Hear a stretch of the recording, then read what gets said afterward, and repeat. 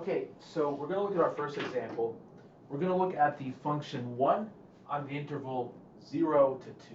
So we're going to take L is equal to 2 for this example. I'll have a 2 here and a 2 here. And our function is f of x is equal to 1. So let's look at the cosine series first. Now, the cosine series has a constant term. There's this a naught term. In other words, constants are orthogonal to the cosine function. So the cosine series for this function is just a naught is equal to 2. And then we've got 1 naught, 1/2 times 2 is equal to 1. So the Fourier cosine series is pretty simple. The Fourier cosine series is just f of x is equal to 1. Okay, so constants are in the set of cosine functions. So you can write a constant function exactly as a cosine series. It's just whatever that constant is. Okay, so think through that if that didn't make sense. But it needs to make sense. All right, so let's look at something a little more interesting, which is the sine series.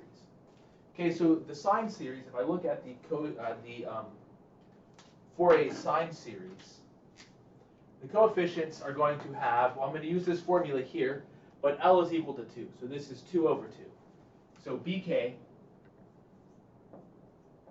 is equal to the integral from 0 to 2 sine, okay, L is equal to 2, so this is k pi y over 2.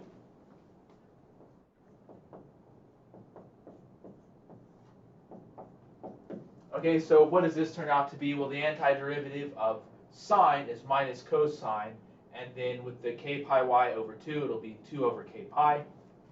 And so this is equal to 2 over k pi times 1 minus 1 to the power of k. Please verify that. I mean, I know it's correct, but I want you guys to sort of do this computation. Just so that you can just kind of get hands-on to what's happening here. And this is equal to 4 over k pi when k is odd, and it's equal to 0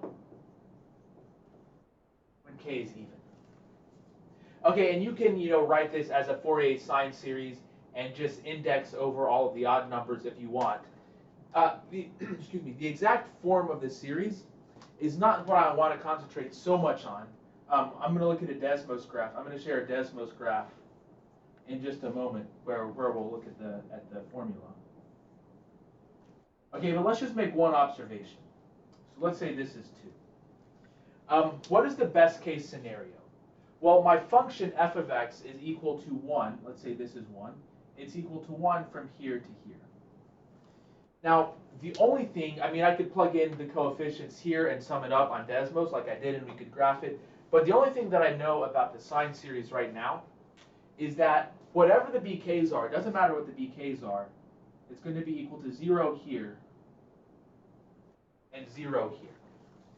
And so the best thing that I can hope for the Fourier sine series is that it's going to be equal to 1 here. I'm going to draw it underlined here.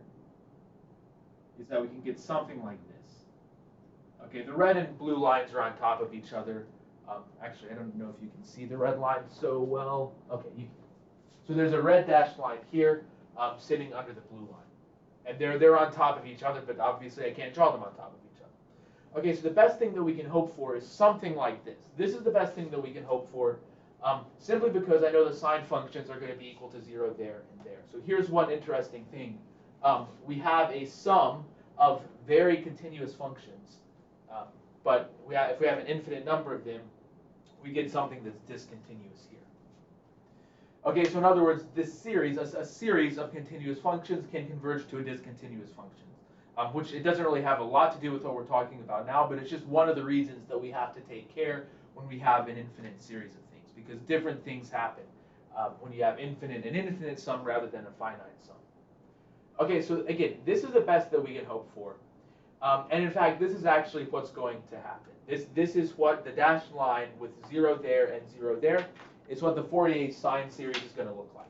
And if we look at small approximations, or sorry, if we look at approximations, instead of going to infinity, if we go to n, what this looks like, see, if we go to n, we do have a finite sum, and it's going to be continuous. So what we're going to look like is going to be something like this.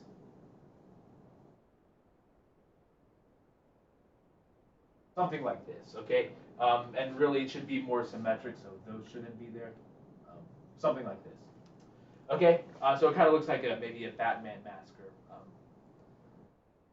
well, anyways. So in other words, as n goes to infinity, this is going to squash, and we're going to get these peaks out to the side, but the error is going to get smaller and smaller and smaller, and eventually it's going to converge to something like the dashed lines that I had up before. Okay, and I'm going to show you in Desmos that this actually is what we get. But before I do that, just trust me trust me that the dashed line is what we're going to get.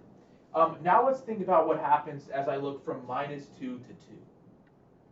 Okay, let's think about what I'm going to get as I look from -2 to 2. So if I look from -2 to 2, I'm going to use the fact that these sine functions are odd. So let's go back to summing up all the way to infinity here. So the sine functions are odd. So what this means, remember, the red dashed line is the graph of the sine series. So this is equal to -1 here. The sine functions are odd. So if I plug in a negative x between 0 and -2, I should just get the odd reflection of this graph. So it'll be something like this. This is what, if I plug in a value from -2 to 0, this is what I'm going to get, because the sine functions are odd. Okay, and it's more than just an interesting thing that we're doing this. This is actually going to help us determine what the, doing this is going to help us determine what the graph of the Fourier sine series from 0 to 2 is going to look like. Okay, so it is interesting that we have something like this, but we're actually going to use it to give us information about the Fourier sine series from 0 to 2. Okay, and now let's think what happens. Okay, what about if instead of -2 to 2, what about if I look from, I don't know, 2 to 4? What's going to happen? Well, the sine functions are periodic, and the periods are all going to be, some multiple or some divisor of -2 to 2 of 4.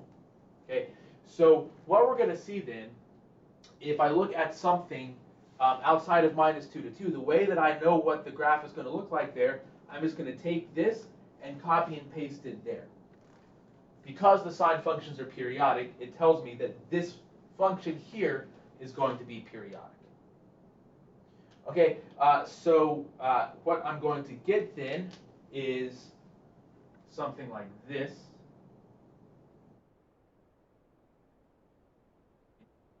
Draw these holes there explicitly. Okay, so this is at -1 from 2 to 4, and then if I look over here, from let's say -4 to -2, you're going to get something like this.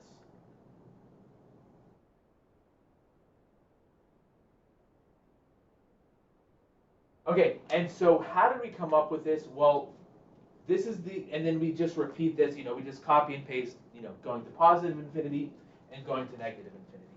Okay, so how did we do this? Step one was I haven't showed you yet, but step one was to find the Fourier sine series from 0 to 2. We don't have a theorem to do that yet. We're just going to use Desmos. Step 2 was to realize that these sine functions are odd. So that tells us what it is from -2 to 0. And then step 3 was to use the fact that the sine functions are all periodic.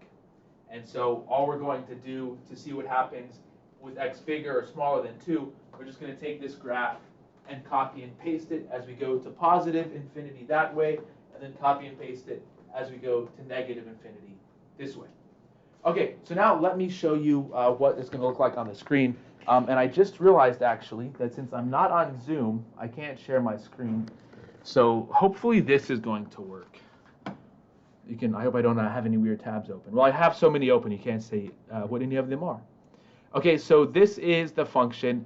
So if you look at the sine coefficients, it's 0 when k is even and odd when k is odd. So I'm just summing over the odd numbers here. And so what we're going to do, I'm just summing from n equals 0 to 0 here, so just over the first sine function.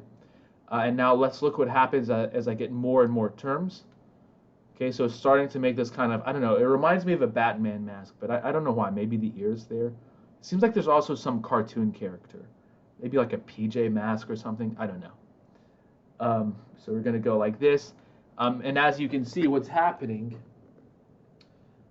is that near the points 0 and 2, we get these bigger and bigger oscillations. Or it's oscillating more and more, I guess I should say, because the sine functions, we're looking at more oscillatory terms in the sine functions. But notice that the amplitudes near 0 and 2 are going to, they're squashing down and kind of squeezing down around 0 and 2. You know, unlike if you look over here, the amplitudes of the, the wiggles here are pretty big, but as we get more and more ins, the amplitudes go down, and so this is what we get. Okay, so I'm going to make it look like this, so it's more, looks like more of an approximation. Oh, sorry, don't mean to be so jerky, but that's what I got to do. Okay, so now let me look at minus 2 to 2. So if we look at minus 2 to 2, this is what we get, exactly as we talked about, okay? And then again, as I look at more and more terms, I get something like this. Let me just go back to something like this. And let's now look from minus 6, let's say, to 6. And again, we get this graph. This graph here from minus 2 to 2 is just repeated from 2 to 6, and from minus 6 to minus 2, and so on and so forth. And that's how it's going to be as we go off to infinity. And then as we get more and more, we'll have something like this. And if we do minus 60 to 60, we'll get something like this. Okay, and so what this gives us then, this function here, for n equals to infinity, as I'm saying that very tongue-in-cheek, this is going to give what's called the odd periodic extension of the function. So why is it called the odd periodic extension? Well, the function was only defined from 0 to 2.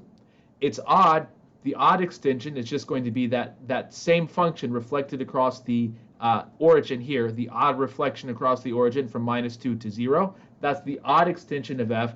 And then the periodic extension of that is what I mean when we just take these and copy and paste and go off to positive infinity and off to negative infinity. Okay, so that's it for this video. In the next example, we're going to do, in the next video, we're going to do the example of f of x is equal to x, and I think it'll be going from 0 to pi. Yes, we can see that right there. Okay, and this is actually f of x is equal to 1, so I'll change that there. Okay, that's it for this video.